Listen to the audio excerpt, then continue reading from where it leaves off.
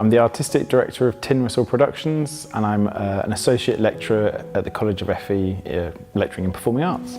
I'm Tyler Edmonds. I'm the Managing Director at the School of Popular Music. I'm an illustrator and toy designer, and about 2 years ago I co-founded Arts for Impact. I'm an artist. I've recently opened a gallery in Mill Street. It's number 33, which is the number of it and the name of it. I'm the development manager at Stick Centre in St Peters. Okay, I'm Jill Chadwick and I work with Guernsey Mind, and a few years ago myself and Albie Drillo formed a choir called the Hope Singers. I think the amazing thing about Guernsey is that there's a real opportunity to make significant change, and what the Express Yourself campaign gives us is the opportunity for all the creatives on the island to work together with the idea that the arts will improve our community and improve our society. Anyone can be creative, everyone is creative. If you've sat down and you've had a laugh with your friends and made jokes, then that means you're creative. If you've ever solved a problem at work, that means you're creative. And really, on the art side of things, art can be as simple or as complex as you want it to be. I'm a professional artist and I don't sit down to create masterpieces, I sit down to enjoy myself, and the good work comes from doing that and practicing it. Music is a leveller. I mean, our anthems, You Raise Me Up, and these guys every week raise me up, they raise each other up. It's what it's all about. It's about peer support, it's about meeting in a non-judgmental environment. I wouldn't be able to imagine a life without music now. And through all of the toughest times I've had, that's what I go to, because there's something really special about the fact that even if you're having a really bad time, the worst of times, that you, in a sad way, in one aspect, you know you're going to be more creative, and you're going to be in a special place where you can actually write some really interesting things. I was brought up in a way where I had a lot of resilience, I had lots of self-confidence, and so I became quite a focus for bullies, and with daily bullying from pretty much everybody in the school. I sort of managed to become the focus point. That was the lowest that I probably got as a sort of 13, 14-year-old. And it was that point that I went, then there's no point trying to fight it. So I just kind of let them do what they wanted to do and sort of kept hold of my own self, really. And I think that moment when I realised how ridiculous it was helped me, because I just went, well, I can't win. They sort of need somebody to bully, and I just am that person. But it was, for probably 3 or 4 years, it was a really hard time. From about 15, and from when I accepted my own sexuality, from then on I have had really positive mental health.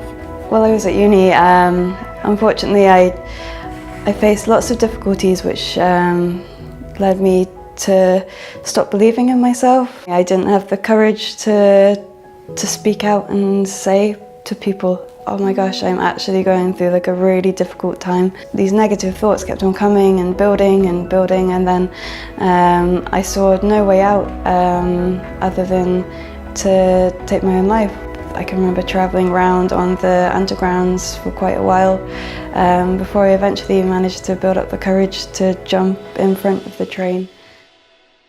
Luckily, rather than going underneath it, I bounced back. In September that year, I ended up having a solo exhibition, which was wonderful because it really helped turn my life around from there and help boost my confidence. And at that point, I was working for Headway. I was helping them with art classes as well, so that was fantastic. I think singing does give you an opportunity to reach within yourself. I mean, I always used to say to people, sing for someone you love or someone you've lost, or just sing for you. Every Tuesday I look around this room and the people just look animated and happy, and I know for some people it's been the reason they've got out of bed that day. Choir can be that important. Art and Prescription takes referrals from GPs and also some other medical specialists. It's really part of a larger movement, a lot of which is happening at Stick Centre, of social prescribing, which is the idea of When someone comes to them with some sort of problem that they feel could be solved by more social interaction or being more mentally active or physically active, they'll be referred to specific initiatives. We know that 1 in 4 people will experience a mental health issue in their lifetime. Engaging in an arts activity can just really help you to get through that and be a way of expressing your true feelings. The art and prescription groups are usually a mixture of people who have self-referred, so who have seen an advertisement and have referred themselves, or people who are on another course at Sticks Centre, because it's actually a really nice sort of community there. But it's also people who have been referred by their GP or another medical professional. So we're always looking to spread the word and make sure that GPs and other people involved in that kind of work know that we exist and that we're there if they feel it'd be beneficial.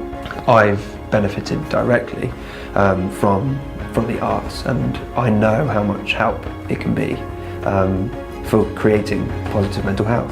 The Express Yourself campaign is very inclusive. Singing for me ticks my box, as it does a lot of people here. The door is always open, there will always be a welcome for anyone.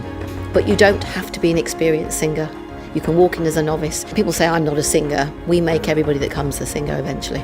Being able to express yourself is just, it's like emptying the inbox of your mind, you know, like if it's just completely overloaded, you can just put things out there. You can do it like either by painting or by drawing or taking up a musical instrument, drama, theatre. We offer all the things that other community centres do, but we are slightly different in that we have a purpose. We really care about standing up for our community's health and well-being, and so we offer a programme of accessible classes and courses.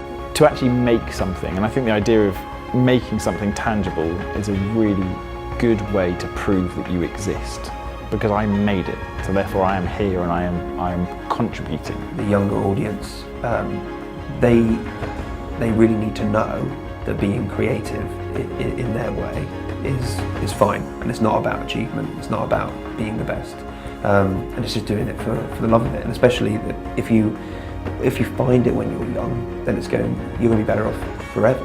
We have a laugh most of the time. We laugh and sometimes we cry and we sing and we have fun.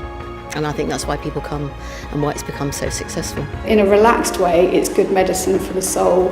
You know, it just can make you feel really good, and you don't have to be good at it. We're not asking people to come along and be really amazing artists or singers or dancers. It's just the doing and the taking part that can really have such a fantastic positive impact on your mental well-being and your well-being generally. So we really encourage people to come along and give it a go.